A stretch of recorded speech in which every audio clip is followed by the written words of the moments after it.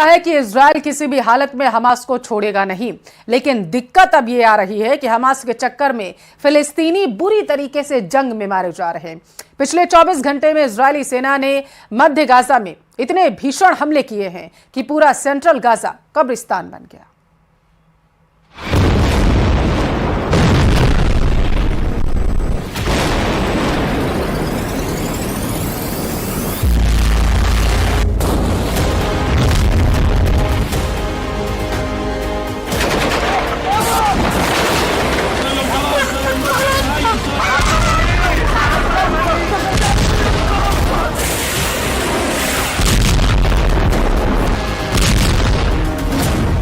आधी रात भून डाला मध्य गाजा।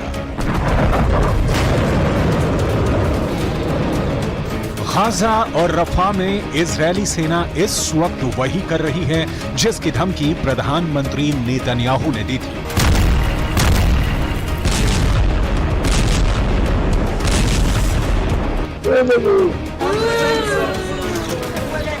हमास भी इस वक्त वही कर रहा है जिसकी धमकी हमास के 4 टॉप कमांडरों ने इजरायल को दी थी।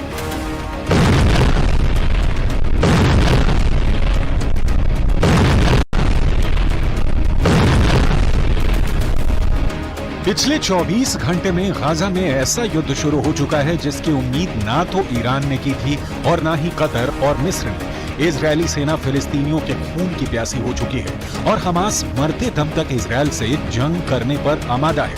हम आपको अब ये दिखाने जा रहे हैं कि कैसे आधी रात से इजरायली सेना मध्य गाजा में खूनी हवाई हमले कर रही है, जिसमें दर्जनों फिलिस्तीनी मारे गए हैं। फिलिस्तीनी अथॉरिटी के दावों के मुताबिक आधी रात से इजरायली सेना मध्य गाजा को हवाई हमलों से भून रही है। हवाई हमले इतने ज्यादा घातक और सटीक हैं कि मध्य गाजा में मौजूद इमारतें तेजी से तबाह हो रही हैं।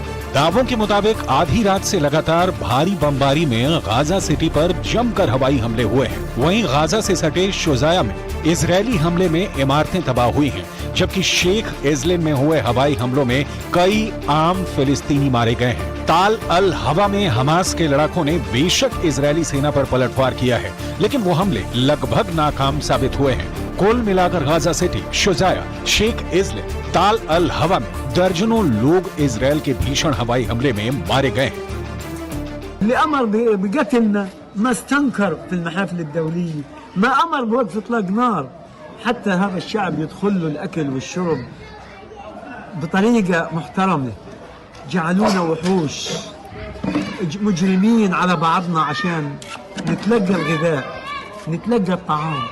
اللي ما ماتش من المساعد من المظلات مات على الكويت، مات على نابلس। हमास का पलटवार 24 घंटे से खूनी युद्ध। जनवरी के मध्य में प्रधानमंत्री बेंजामिन नेतन्याहू ने दावा किया कि इजरायल ने गाजा में हमास की 2/3 लड़ाकू रेजिमेंटों को तबाह कर दिया है, लेकिन उन्होंने मारे गए लड़ाकों का कोई आंकड़ा नहीं दिया। हालांकि युद्ध से पहले आईडीएफ के एक अनुमान में गाजा में हमास के लड़ाकों की संख्या करीब 30,000 बताई गई थी। टाइम्स ऑफ इजरायल ने 19 फरवरी 2024 को आईडीएफ के हवाले से खबर दी, हमास के 13,000 लड़ाके मारे गए थे। युद्ध शुरू होने के बाद आंकड़े बताते हैं कि गाजा पट्टी में मारे गए लोगों में कम से कम 70% महिलाएं और बच्चे हैं। पिछले 24 घंटे में मध्य गाजा में जिस तरह से इजरायली सेना ने भीषण हवाई हमले किए हैं, वो साबित करते हैं कि हमास को लेकर इजरायली सेना जरा भी रहम नहीं दिखा रही है। अंधाधुंध हवाई हमले गाजा सिटी, रफा और उससे सटे इलाकों में किए जा रहे हैं। इजरायली हवाई हमलों पर किए गए दावों के मुताबिक पिछले 24 घंटे में इजरायली हवाई हमले में 28 लोग मारे गए हैं, जबकि 51 से ज्यादा फिलिस्तीनी इजरायल के हमले में बुरी तरह से घायल हुए हैं।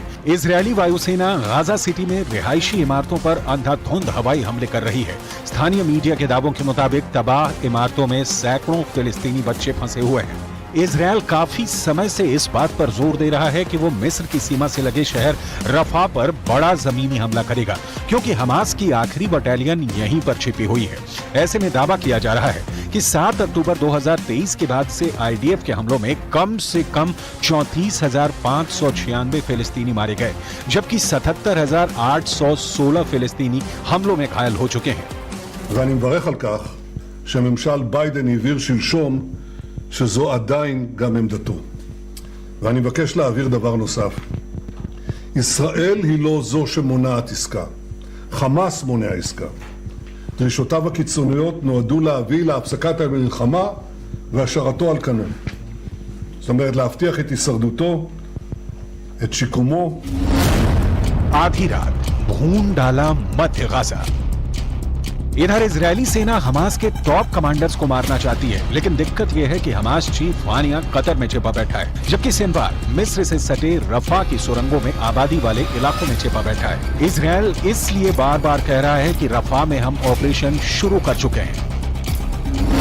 4 जनवरी 2024 तक इजरायली सेना गाजा में 65,000 टन बमों से हमला कर चुकी है। इजरायल के भीषण खूनी हमले में 400 वर्ग किलोमीटर इलाके में 23 लाख फिलिस्तीनी फंसे हुए हैं। इजरायल दिसंबर 2023 तक गाजा पट्टी में 29,000 से ज्यादा बम बरसा चुका है, जिसमें गाजा पट्टी में मौजूद 70% से ज्यादा इमारतें पूरी तरह से तबाह हो चुकी हैं। कुछ दावों के मुताबिक हमास की 80% सुरंगें इजरायल की भयानक बमबारी में तबाह हो चुकी हैं, लेकिन रफा में मौजूद हमास की सुरंगों को तबाह करना इजरायल के लिए बहुत बड़ा सिरदर्द है, क्योंकि सुरंगें ठीक घनी आबादी के नीचे हैं।